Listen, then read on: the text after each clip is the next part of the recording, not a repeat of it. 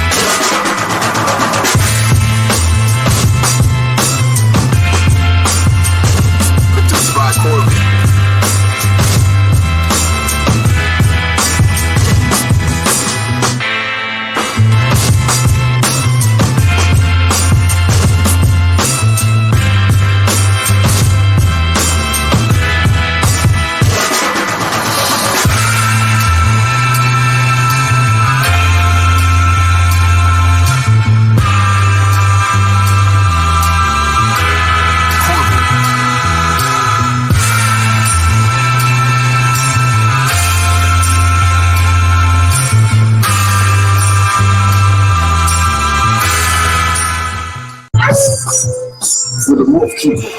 Get ready. Here we go. Yeah. Welcome to the Wolfkeeper Show. Today, I have the fabulous Maureen Joseph from GoodVets is here to grace us with her presence. Yay. How you doing? I'm great. How are you? You're amazing. I feel like you brought some special magic here. And everything's working. I'm so pumped up. It's like, it's amazing. So, rejoice, is everything working? Just give me a little message if we can't hear the audio on Facebook. If the audio on Facebook is working, like, we're totally perfecto. Today is our 95th episode that you're bringing that extra love on. So thank you so much. Yeah, I'm excited. How you feeling? Good, really good. Excited to be here. Now, pre-TV show, now I realize how I didn't know what was happening before, because now Duke is not moving at all. I know. And then out of nowhere, I just thought it was a pillow. And then out of nowhere, like a pillow? Then he started moving. He did. I've been like, nope. He's like, I did my movement for the day. Right. No more movement. That is so cool. How old is he? He is almost 5. He'll be 5 in February. Did you have him as a baby? We did. Yeah, we got him when he was like 8 weeks. So. Okay. That is so cool. I have a black lab. My black lab, Mattis, has been like kidnapped. My mom has him.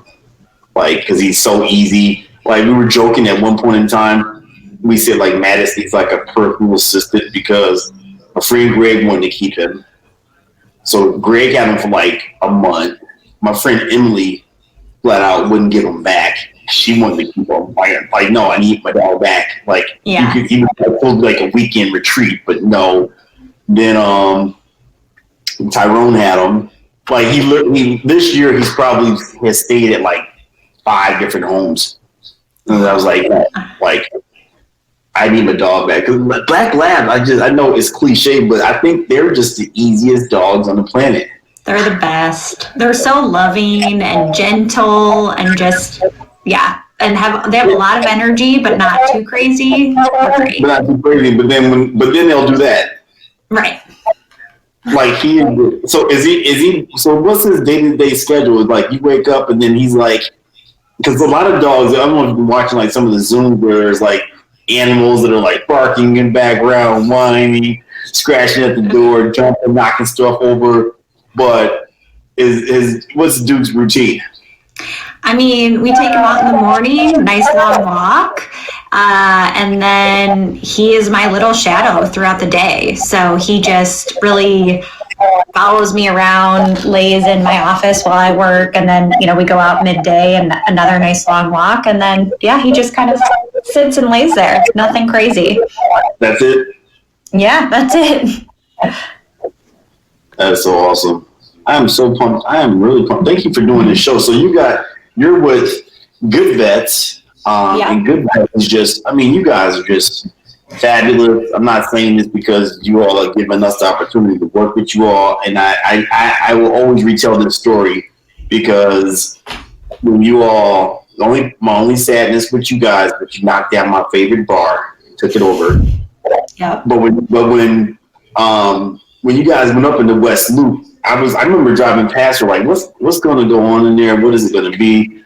And then when I saw that logo, it was so clean. It was I'm like a marketing just junkie, so it was like, I was like, wow, that is so super cool. And then when I finally did meet you all and went in there, I was like, wow, it all made sense. Like, that was the logo. And very seldom, I don't want to say this for people out there, but I think very seldom does the logo match the whole, everything. It's supposed to, that's what a logo was supposed to do, match the brand. But your logo really does match the office, the vibe, the energy, your whole philosophy. How did that come about? I know I've asked that, to everyone I interview from your team, but to me, it's so phenomenal because I think that's a place where a lot of businesses miss, and you guys totally hit a home run with that. Yeah, I think this goes to us wanting to be different and unique in the industry. There is just so much room for innovation in the industry right now, and a lot of, best practices that we saw that we could bring into the industry that we felt like we're missing. And so that started all the way from our marketing to the way we hire to, also the way we, really talk to our employees and handle culture, and also, client service. All of that to us is really important. And so having a logo that was a little bit unique compared to others in the industry, I think just shows that, the values that we hold and what we're trying to do. We have a lot of work to do. We have big aspirations as a company, but I think it's also a really exciting time too. I'm like flabbergasted because I've been in the industry for 20 years, and the exciting thing about you is that you all have big aspirations. Your growth is like motivational and inspiration. Because you have 4 facilities in Illinois. Yep. And then you have Kansas City. Yep. And you're about to do another like 3 or 2 in Nashville. Yeah, so we're opening our first location in Nashville early next year, and then we'll be building more locations in Kansas City and Nashville, and we're looking at other locations for 2021 or 2022 as well. So definitely in growth mode, which is exciting.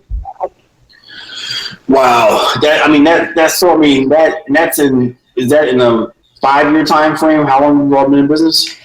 Yeah, we've been in business for about 3.5 years now. So so 5 hospitals in about 3.5 years. 5 hospitals in 3.5. I mean, you guys like the Michael Jordan of the medical. You all came in rookies of the year, and I'm saying this because were you involved in the animal industry prior to this? So I was not. I actually came from a completely different background. So I worked in financial services and technology. But what was really exciting to me about this industry was the opportunity to have an impact. So, there's just a lot of things that I think companies, could be doing better, not only in terms of the people, but culture and environment. And so I think we were really, focused on that. And I just saw, a huge opportunity to be a part of something bigger. And that was really exciting to me. I mean, but to go with that too, and it was kind of that was more of a question for the audience. I know your resume here. Your resume is you're a beast. You're from the world that you're from, which I know, I'm just speaking for you, that I feel like that is so refreshing that you all brought. I mean, between what Ryan's doing, what you're doing, with everyone that your team that I've met, because you all are bringing to our industry, because our industry is kind of prehistoric. It was like caveman, like in some fashion. Some of the vets out there are still digging through, paper files. Like, what's your name again? Maybe they're like, not all, but I mean, there's still a lot that are old school with it. So you brought that new energy. But would you have ever imagined that you'd be this deep in the animal industry? Were you into animals like growing up as a child? Did you do any volunteer works at shelters? Or were you totally just like, I'm in the animal industry now? Yeah, no, I never imagined that I would be this deep in this industry. I always had pets growing up. I love pets. I'm a huge dog person, but to think that I would be in an industry like this that I think is changing lives and can have such a big impact. I didn't actually think that that's where my career would go, but I wouldn't change it for anything. I mean, this industry is exciting. It's challenging. There's just so much. I see a huge future with it, which is why I really love it. And yeah, I couldn't see myself doing anything else at this point. Wow. I mean, and you're in it now. I'm in it. I'm all in. You're welcome. Come on in. And I feel I'm excited for you all. This is I'm geeking out right now because I'm so excited for you all. That's how I was 20 years ago when I came. I was in the music industry. In 2000, our industry crashed. We had our COVID. Back in 2008. Due to Napster and digital downloads, and our industry crashed. I know what I was gonna do, and I ended up in the animal industry, but it was so like, hey, I had no idea the animal industry was as mega as it is. I mean, it's a close to an $80 billion industry. The medical industry is just a mammoth of a beast by itself. What are some things that you could think about that just pop in your head right away that were just completely like, wow, you had no idea that this was involved with the animal industry? Gosh, I would say when I joined the industry, I realized it was pretty archaic on my end. Really, speaking from, as my role as a people professional, I think people have been ignored in this industry, and I don't think that's fair. I don't think that they have been given the tools in order to succeed, not only as great veterinary professionals, but great leaders and great business owners. I think there was a huge gap in the industry in terms of knowledge that a lot of veterinarians didn't get, through school or through other avenues. It's something that a lot of companies didn't focus on training or development, or I would say the soft skills, which can be really important. So that to me was super interesting. And then another unique thing too is a company should really focus on core values. And I just haven't seen core values really talked about or really brought to light a lot in terms of, these are our core values. This is our culture. This is what it should be. These are the people that we want. These are the people that we need to succeed. And that to me, I guess is kind of disappointing. I felt like this is a people business. You need the right people at the end of the day, and you need to take care of those people. And if you're not doing that, how do you expect to have a successful business at the end of the day? For someone that might not know, and I love that phrase, but for people that might not know, what do you mean by soft skills? Yeah. Communication, not only with clients, but also with your, team members. How you communicate with someone is really important. Self-awareness is a huge one. If you, can't listen and understand where you need to grow and develop, but also where you're really good in, how are you ever going to get better? I would also just say holding people accountable. This is an industry where it's tough. There are really shitty days. There are hard days. But it's also an industry where you're having an impact and you're doing something important. And how do you remind people that every day that there are going to be those bad days, but work with each other to get through those bad days and really push each other to be better.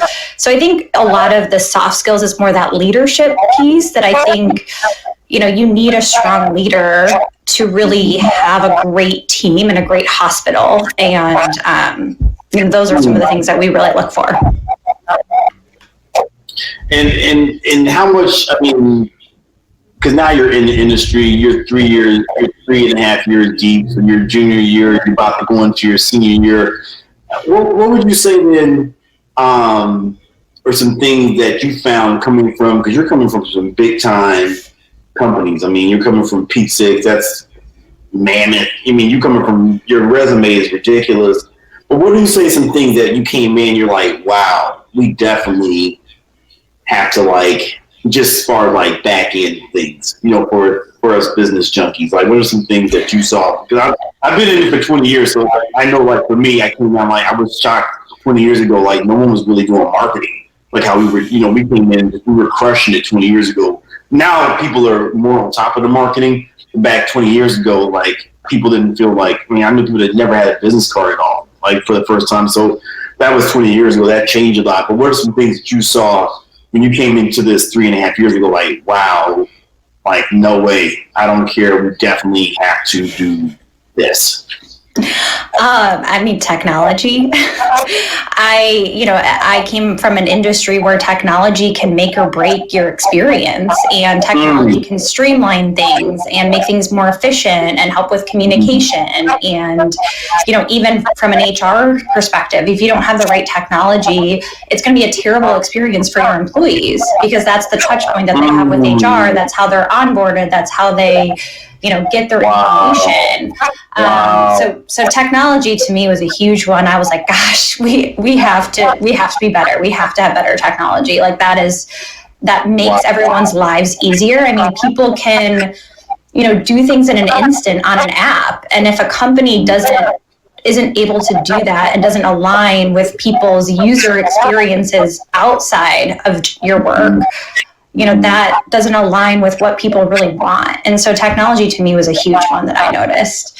I hate to keep harping on the people side, but I really just think that people were ignored, and they weren't, part of my role is to coach. I'm not here to tell people what to do. I'm not here to, really drive people and how they make decisions. I'm here to find people who are super motivated and driven, and to coach them through really challenging situations and help them learn and help them be better. And I just, that coaching mentality, I think is newer to the industry too, of we're here to coach and support people and let them make their own mistakes and let them fail, and let's learn together. Let's figure out how we can learn and grow together. I think that's super huge what you said, and I've never heard that in our industry as far as, proper onboarding. In the corporate world, we know that's a big deal, onboarding. To make a break, because someone can say, hey, I didn't know, but, in our industry, Old school is like hands-on experience. Like, yep. Throw you into the fire. Figure it out. Go jump on that forklift and let's go. But with onboarding, that's so super crucial. And then would you say if there's I'm not asking to give up the secret sauce of GoodVets, but I mean, you do 4 clinics in Illinois, and Illinois is a tough. I've traveled all around the country. Illinois is a tough market, period, for animals. Very tough. It's very competitive here, for sure. I can attest to that. Right? It doesn't matter who you are. So to do 4 in Illinois, 1 in Kansas City, and then jumping down to Nashville. So would you say part of that, if there was one thing, was it your onboarding? Was it your people, skills? Was it if you had to pick one that was like, yes, this what makes us like the championship team in Premier, while we were able to forge forward, what would you say? I think it's our ability to recruit the right people and then to onboard them appropriately, to give them the information that they need to succeed. Because to that point, onboarding is super common in corporate America, but there's a reason it's super common. There's a reason people take onboarding really seriously. If you're not given the right information and you don't know what the company's values are, you don't know who the leaders of the company are, you don't know what you're supposed to be doing, you don't know what your expectations are, how do you know if you're meeting expectations? How do you know if no one tells you? If someone just says, go be a doctor, go figure it out. Like that doesn't work. We have to have conversations around what our expectations are and then continue to have those conversations. We want to have a culture of feedback. You need to know how you're doing at all times. Wow. You know what? And so you said that, it's so indicative of any relationship. You mean like a marriage? For sure. Like people don't say, hey, this is how it's going to be. These are my expectations. This is what I need you to do.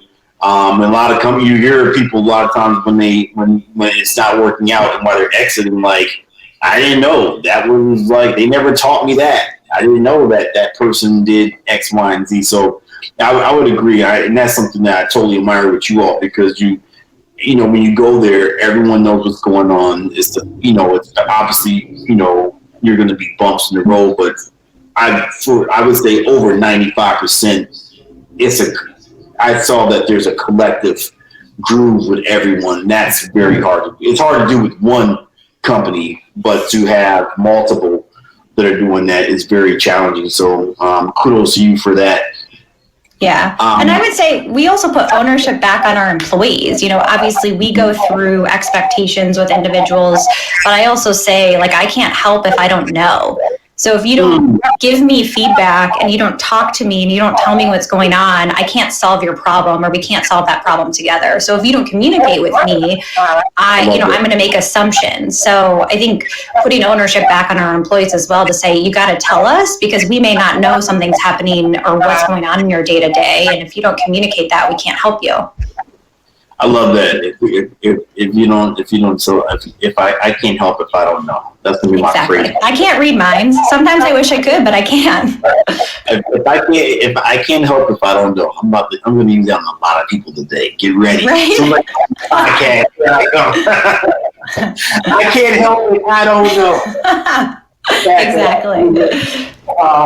Let me shout out to everyone that's listening. Denise Burrito, hey, Ellie, Lynn, Dwight, Ashley, thank you for watching today. Thank you, Rejoice, everyone that is putting this podcast on behind the scenes. I am here with Maureen Joseph from GoodVets. Thank you so much.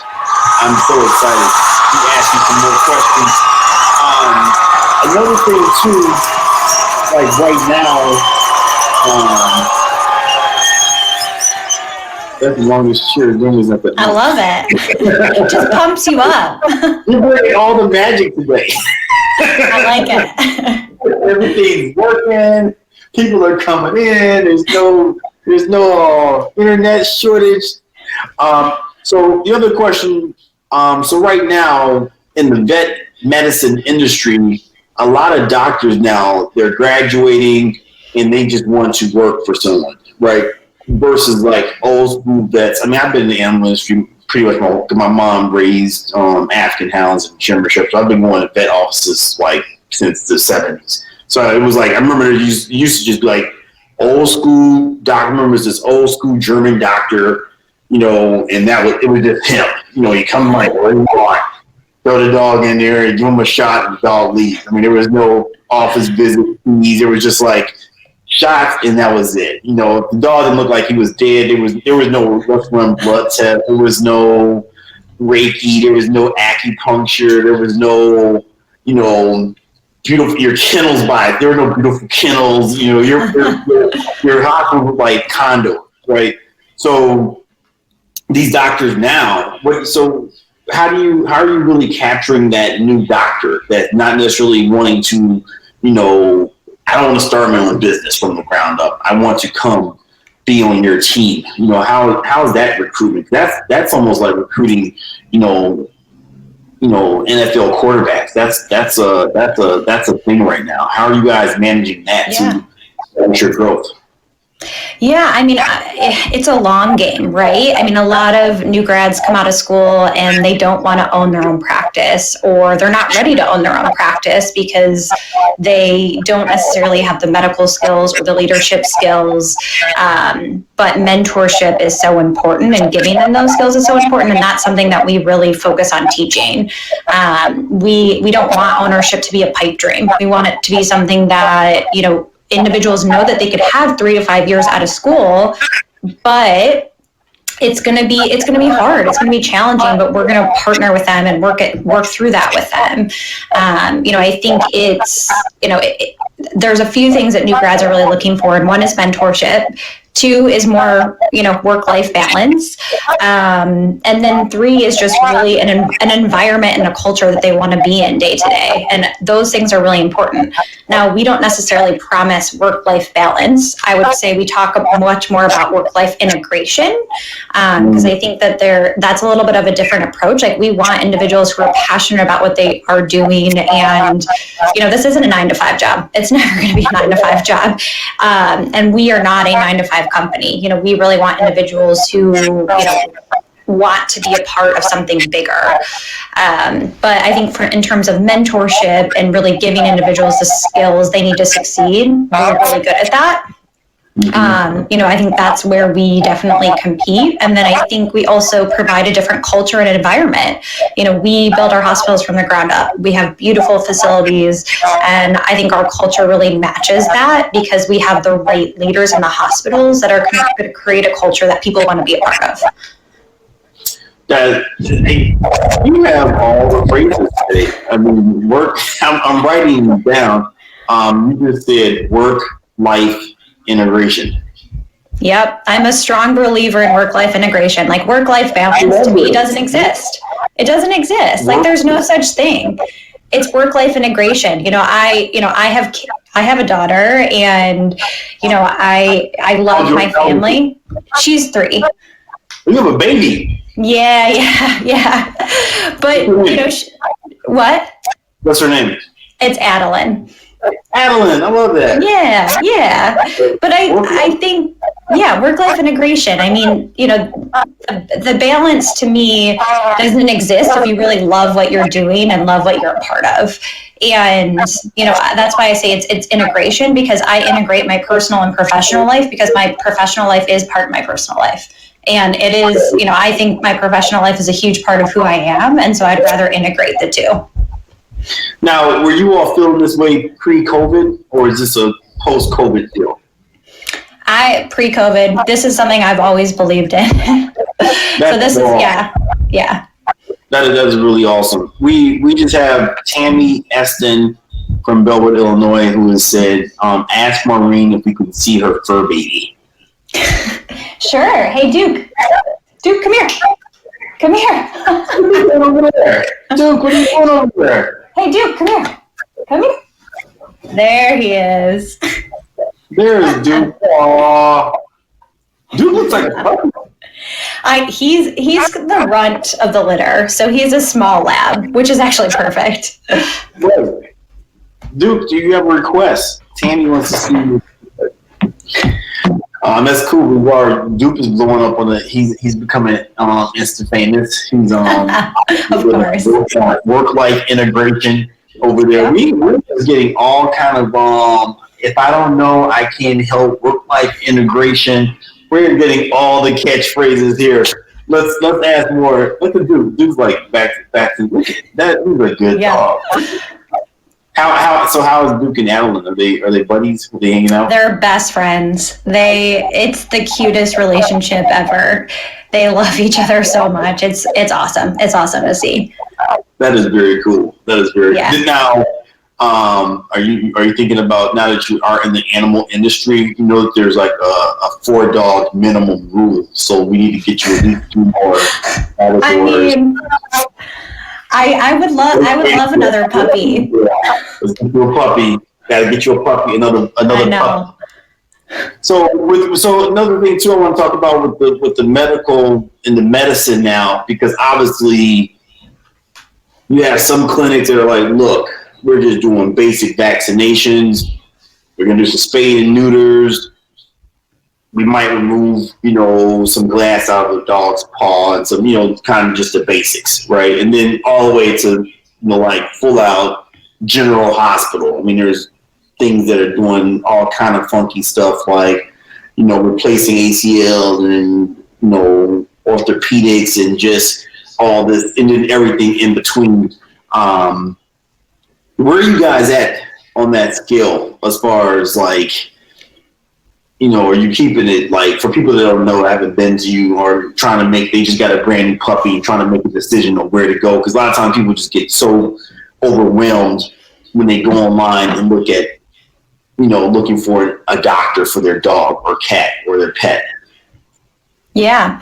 I mean, we're mostly general practice, but I would say we take a more holistic approach in general. And, our goal is really to keep as much in-house as possible. We have really great medical equipment that we provide our medical staff with so that they can keep a lot in-house. Now, obviously, there are always going to be, emergencies or things that we may not be able to handle or may not be able to deal with. But our goal is to do whatever we can to help support our clients. I think we're a little bit unique because we're always looking at different services or partnering with doctors who have other interests. For example, we have, one of our medical directors is really interested in acupuncture, and it's not something that we ever offered before, but she is really good in it. She's just waiting to take her exam, and so it's a service that we now offer at one of our hospitals. One of our doctors is also does orthopedics, and so that's not something that you normally see at a general practice, but it's something that he's really good at it, and so why not offer that if we're able to offer that. So we really work with our medical directors too to figure out what their career goals are. Is there something that you want to do more of? Is there something that you want to improve upon? Is there something else that we could be offering at our hospitals that you want to do? Like, let's talk about it. I would say we're super open from that perspective, because why not? I think it's important for us to, there's going to be new expansion of pet treatments, and we want to be a part of that, and we want to be in the forefront of that too. With that said, though, too, what went through my mind when you were saying that, so here you guys are, this, building your businesses, but then you're building them in the middle of something that all of us that have been in the industry for 20 years are facing, and that's the big boxes, right? So here's Petco, here's PetSmart, here's Petland, here's, VCA, Animal Hospitals that got bought up by, major conglomerate. I think it was Procter & Gamble. It was one of the two, Mars company. I think it was Mars. Yeah. Mars bought, all the VCAs, so here comes like this sandstorm of big boxes, like, oh wow, we realize that the animal industry is making all this money. We're gonna dominate, the toys, and we're gonna dominate the food, we're gonna dominate the medicine, we're gonna dominate the training. And then you have people like me that small boutique, we're 4-man operation. Then you have you guys, which are a vet. What would you say? Is there any strategies or any thought process regarding, like how do we compete with these big boxes when a person is saying, hey, you know, for $100 you got shots for life, and you pay $80 a month, and you got this here. Why would they, you know, what's your thought process with the future of, you know, boutique versus big box in pet medicine? Yeah, I mean, we're somewhere in between, like a one doctor owned practice and the big box. We never want to be the big box. Ryan would actually say we try to be the anti-Banfield, because we really, want to give our doctors the autonomy to practice medicine the way they want to practice medicine. And we actually, we do have protocols and procedures that most of our hospitals follow, but they're a little bit different at every hospital depending on who the leader is in that hospital. And so what we offer compared to some of those big box, companies is a more customized experience, better client service, because we are smaller and we can do that. And we're never going to have, 10 doctors at one practice. Our goal is to maybe have 4 at the most, because we want to be small hospitals. We want to provide the community the service that they deserve in the communities that we're in. And so I think, customer service is something we really pride ourselves on. And I think that we do better. And I think it's because we give our teams and we empower our teams to practice medicine the way they want to practice medicine, and not giving them a playbook to say, this is exactly what you have to do in every single situation. Be smart, use what you learned in school, try different things, everything's not always everything doesn't fit into a box. And so we want to give, our teams the ability to, have some leeway in terms of how they practice. Wow, I love that. Yeah, when you said it, anti-big box, because, I mean, at the end of the day, you have some people that they might not be able to get over to a Petco or a PetSmart, or they have questions that they don't want to feel like they're rushed. You know what I mean? They want to have that relationship and not 10 doctors. You said we'll never have 10 doctors. I mean, I think that's awesome that, because I mean, your clinics are beautiful, they're amazing, you're busy, I mean, you're all in prime locations. You easily could have 10 doctors in this 24-hour rotation and just banging out, turning it into a numbers game. But how do you, just kind of like a personal business question, like, how do you say, like, hey, it's not just all about the money, but it's about that community? Because obviously you could do 10 doctors and just do, like, we're taking over the world kind of point of view, but you're keeping it. Every time I go in there, it's so cool because I see Claudia, she's greeting me, she's greeting the clients. It's super cool. It's chilled out in the lobby. One day, I think one day you all saw me, like, me and Tyrone were like, it felt like we were talking to you guys. Like, I was bragging to him. I said, man, you got to see this. It's like, it's insane, because it's like I wanted him to see how I saw it, because every lobby, every person was like, it was the same vibe consistently at all 4 locations, when you could totally just have it on steroids, jacked up. So how did that decision, how are you able to enforce that decision in COVID? Because a lot of people were like, we want more, and you guys it's like nice and steady. Yeah, we're still a business at the end of the day. So, we still, we want more, but I also think there's a balance, right? Like, there's a balance, because the bigger you get, the more you lose that personalized experience. And, hiring the right people in this industry is really important, and that takes time. And we're not willing to sacrifice hiring the wrong people, because that can have a huge impact on the business in the long run. If you hire the wrong people, you're set back 6 months to a year. Wow. And so, it's a long lead time to find the right veterinarians and then to get them on board. And then if you get them on board and realize they're the wrong person, you just wasted all that time. And so for us, we'd rather keep it small, because I think that really aligns with just who we are and what we're trying to do. And I think it also helps us give that more customized experience to our clients, which I think that most people, especially millennials, who are the ones who are getting, the pets these days, is that's what they want. That's what they're used to. That's what they get on technology. So how can you match what's going on in technology in person in that experience as well? That's so on point. I mean, my heart beat when you said that, because, and you're right. In this day, it's like with us, I've noticed it's Tyrone, myself, and T. Like, that's it. You could bring on more people, but then it's not work. You want to have that customer experience. You want to keep it, yes, we want to do business. We want more, but not at the cost of sacrificing that one-on-one. And then that leads me to asking you, in this new day and age, I mean, such as Duke back there relaxing on the chase.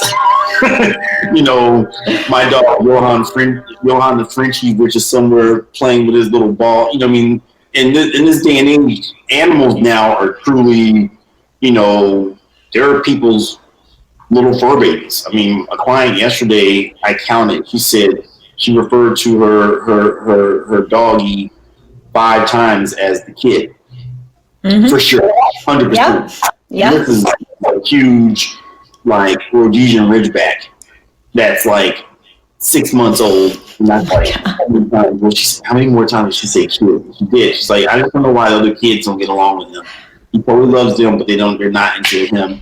And it's like, I didn't think that kids act like this. And so, I mean, some people truly, the canine, the feline is a true fur baby, and a lot of people. I mean, I've seen that evolution from over the last 20 years. I know you all see it because you're in those areas. you're in every fur baby area of the city. Yeah. So how's that? How do you see that? What's your take on the animal medicine as far as people like? A lot of people have been super sad about they can't go into some of the clinics with their animals because they're doing curbside only, or they want to sit there and hang out with the doctor all day and talk and ask questions. Because this is their. It's like you have a 3-year-old in their mind. That is for real their baby. I tell people that, I'm like, no, you don't understand. Like, these are children for a lot of people now. How do you see GoodVets, dealing with that currently where that's at, and that's only going to go deeper and deeper into that in the future. Yeah, I mean, I think, it's true. Like, pets are a bigger part of anyone's family than they used to be. And a lot of people are not having kids and they're getting pets instead. And so they expect a different type of service and a different level of service because of that, and a more, specialized approach because of that too. So I think, really our strategy aligns with, I'll go back to what millennials want. They're not having kids, they're getting pets. And so, that really matters. And it matters that they have a experience where they can talk to the doctor and they, really feel like they're getting all their questions answered.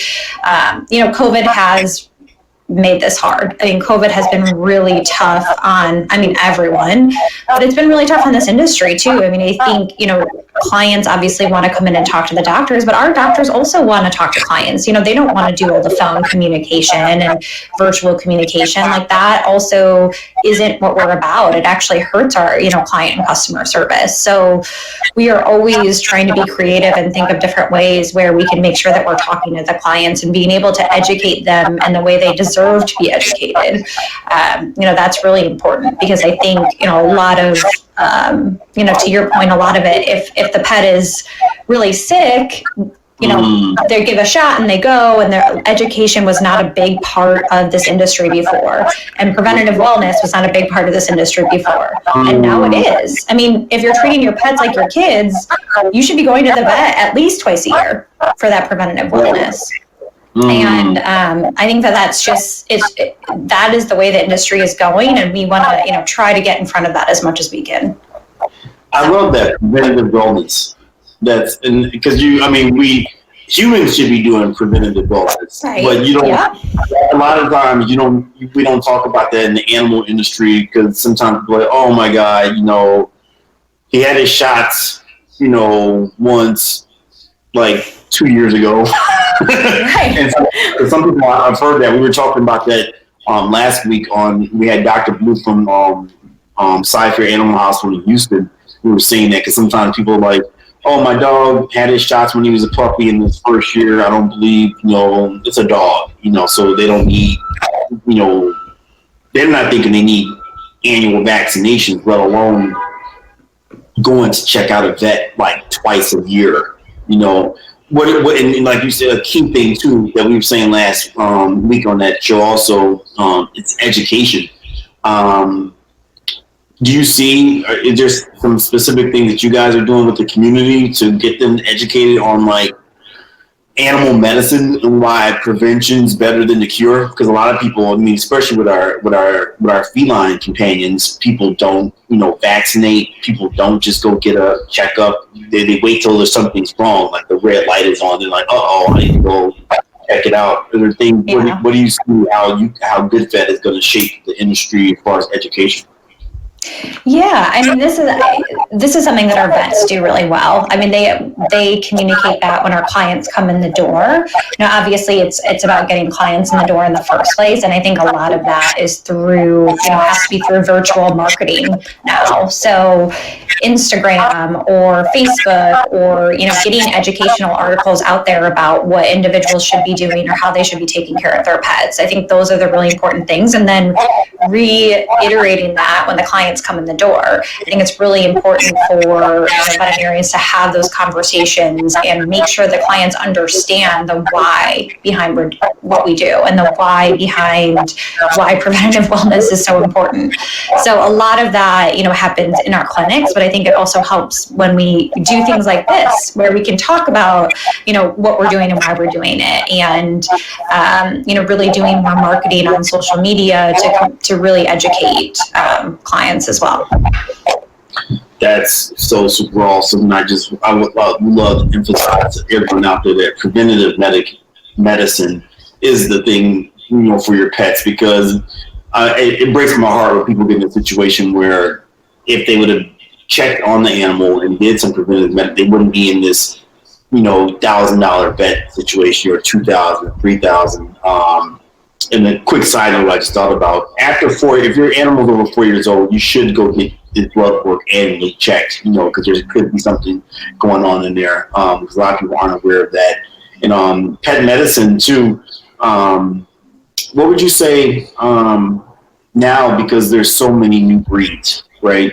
We know the common doodles, the labradoodle, the Burmadoodle, but now it's like, someone just told me that they're mixing Huskies and Rottweilers, and then there's all these new little Shar-Peis. Like I saw a Philly Shar-Pei the other day. I'm like, I didn't know if Shar-Peis can be from. So there's all these new breeds that are being created, which from a dog training behaviorist point of view, that's a whole different kind of animal. Because we don't have the 50-year, 100-year, 200 years of like, this is the behavior of a German Shepherd, this is the behavior of a Labrador, this is the behavior of a Shar-Pei. What's the behavior of a Shar-Pei mixed with a Lab?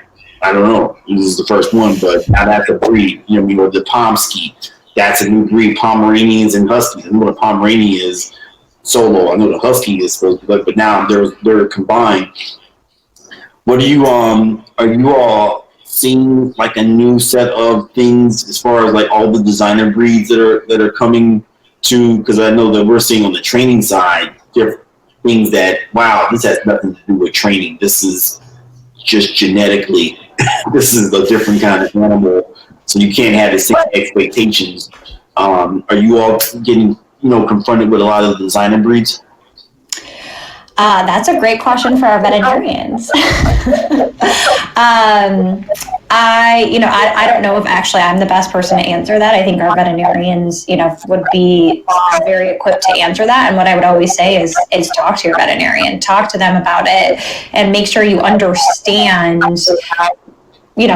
what you're doing and the type of animal that you're getting, and you understand their behavior. And even if it's two breeds that are mixing, what are the behaviors of those two breeds? Because I think that's really important.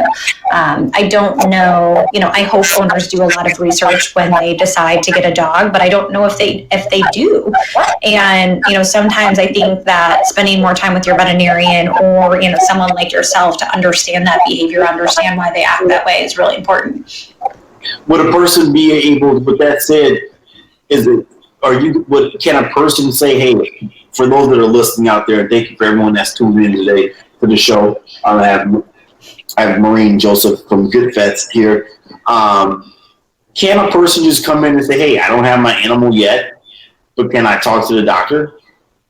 Absolutely. I mean, I would say call and talk to it. Call and talk to your vet. I mean, why not? I think if it's a huge life decision to get a pet. And I don't think individuals realize that, I would say, I have a kid and I have to take care of my dog just as much as I have to take care of my kid. It's a lot of work. And I don't know if individuals really think about the work that goes into and the money that you need to spend and the time that you need to invest and for that animal. And so I think talking to a veterinarian before you even decide to get a dog is a great route. It's a great way to go. Absolutely. Maureen Joseph, thank you so much this has been a super fun podcast, and I'm so excited. Everything, I keep reiterating it. It's the 9th episode. Sometimes it doesn't all work out. Facebook, Podbean, Instagram, everything worked today. And I'm so excited for the future of GoodVets and what you all are doing and how you're impacting the industry. And it's going to be, I already know it's going to be an amazing 2021. Yeah, we're excited for 2021 for sure. Before we go, we have to see your co-host over there. He just jumped down. Hey, Duke. Come here. Dookie, where are you at? Oh, here we go. Oh, there we go. Duke, the world loves you. Your face. Oh, he has a puppy face. Yeah, he has such a puppy face. Oh, he's so shiny. Very shiny. Yeah. You're living the good life. Yes. Well, thanks so much for having me. This was awesome. Thank you so much. And we will reshare this broadcast. Thank you so much. You all have a beautiful day. Yeah, you too. Thank you. And tune in tomorrow to the Wolfkeeper Show with Toriano Stanzoni. And remember, go love someone, show love, be loved, and give love. Peace.